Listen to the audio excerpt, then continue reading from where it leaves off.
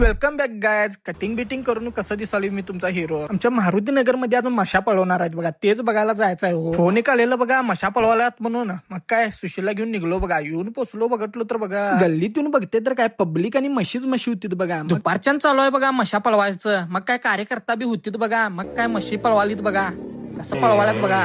सुटलं बघा कसं मशी पळवत. बघताना लय भारी वाटते हो. मिनिटात आणि सेकंड मध्ये विनर हे करतात. आणि तसंच माझं सिनेमॅटिक व्हिडिओ